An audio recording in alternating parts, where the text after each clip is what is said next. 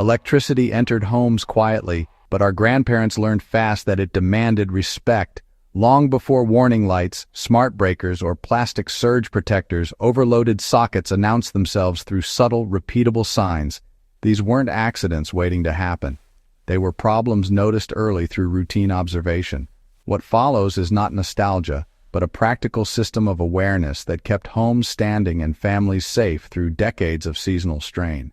This is knowledge that still applies today, especially as modern homes quietly exceed what their wiring was ever designed to handle. They checked the wall before they trusted the outlet. A socket was never assumed to be safe simply because it worked. Grandparents ran their fingers lightly over the wall plate during daily routines, especially in winter when heaters, irons, and radios ran longer. Warmth was the first warning. Not heat, just warmth where there should have been none. This habit mattered because heat builds gradually inside wiring long before a breaker trips. Today, you can apply the same practice by checking outlets that power space heaters, kettles, or entertainment centers after they've been running for an hour. If the plate feels warm, the circuit is under strain whether the power is still flowing or not. They listened to electricity instead of ignoring it. Old homes were quiet, which made electrical sounds easier to notice. A faint buzzing, a soft crackle when a plug was touched, or a dull hum behind the wall meant resistance somewhere it shouldn't be. These sounds often appeared in colder months when metal contracts and connections loosen. Grandparents took these cues seriously, unplugging devices and redistributing loads before damage occurred. In a modern setting, the same principle applies when you hear buzzing from a power strip or a socket behind a television. Electricity should be silent. Any sound is information, not background noise. They paid attention to how plugs behaved over time. A plug that slipped easily out of a socket was considered dangerous, not convenient. Loose connections create arcing, which produces heat and carbon buildup inside the outlet. Grandparents noticed when plugs stopped gripping firmly and stopped using those sockets for high-draw devices. They reserved them for lamps or radios instead. Today, if a phone charger falls out easily or a plug wiggles under its own weight, that outlet should never power a heater, microwave, or refrigerator. This simple reassignment of loads prevents long-term damage without requiring new equipment. They smelled trouble before they saw it. One of the most reliable early warnings was scent. Hot dust, sharp metal, or a faint fishy odor were taken as immediate signals to unplug everything on that circuit. These smells often appeared briefly and then vanished, which is why they were easy to dismiss. Grandparents didn't dismiss them. They knew that insulation and wiring compounds release odors long before visible damage occurs. You can apply this by investigating any unusual smell near outlets, especially during winter evenings when multiple appliances run at once. Do not wait for smoke. Smell is the first alarm. They limited what shared a socket based on season, not convenience.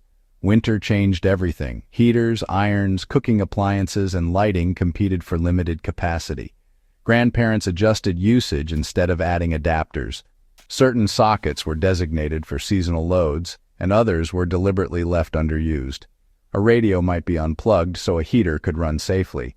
This practice prevented cumulative overload, which is still one of the most common causes of electrical failure today. Applying this now means avoiding the temptation to stack devices on a single outlet just because a power strip allows it. Capacity does not increase because accessories exist. They watched breakers and fuses as indicators, not solutions.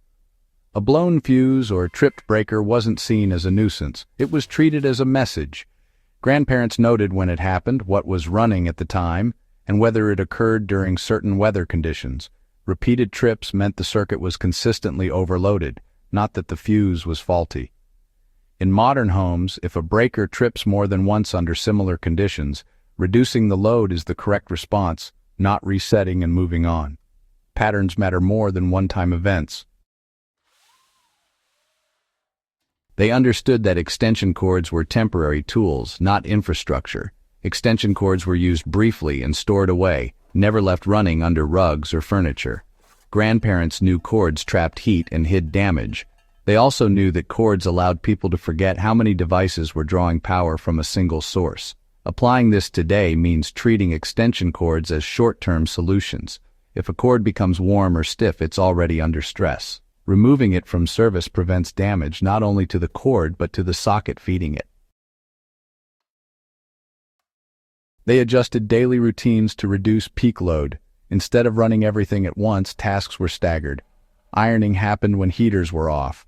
Cooking was timed around lighting needs. This wasn't hardship, it was load management. Modern homes can still benefit from this thinking. Running a space heater, microwave, and hair dryer simultaneously on the same circuit is an invitation for trouble, even if nothing trips immediately. Spacing usage reduces hidden wear on wiring. They respected the limits of old systems and acted accordingly. Perhaps the most important lesson was humility. Grandparents assumed wiring had limits because it did. They didn't test those limits out of convenience. That mindset remains valuable as modern homes quietly pile demand onto circuits designed decades ago. Awareness, not technology, was their safety system.